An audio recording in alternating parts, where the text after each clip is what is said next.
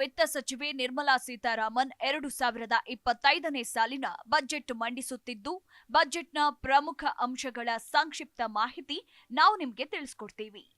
ಯುವ ಜನತೆ, ದಲಿತರು, ಅನ್ನದಾತರು ಮತ್ತು ಮಹಿಳೆಯರನ್ನ ಉದ್ದೇಶವಾಗಿಟ್ಟುಕೊಂಡು ಬಜೆಟ್ ಮಂಡನೆ ಮಾಡಲಾಗಿದೆ.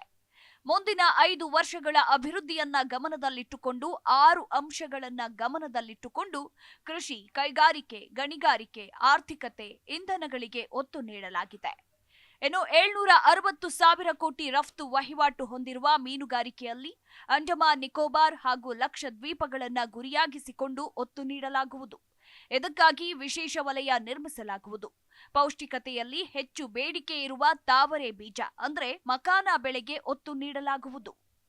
75 ಲಕ್ಷದವರೆಗಿನ ಕ್ರೆಡಿಟ್ ಕಾರ್ಡ್ ವಿತರಣೆ ಹಾಗೂ ಇಂಥ 10 ಲಕ್ಷ ಕಾರ್ಡ್ ಮೊದಲ ಹಂತದಲ್ಲಿ ಹಂಚಿಕೆ.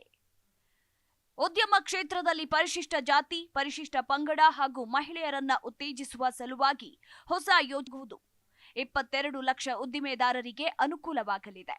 ಇನ್ನು ಚರ್ಮೋದ್ಯಮವನ್ನ ಉತ್ತೇಜಿಸಿ ರಫ್ತು ಹೆಚ್ಚಿಸುವತ್ತ ಗಮನ ಹರಿಸಲಾಗುವುದು.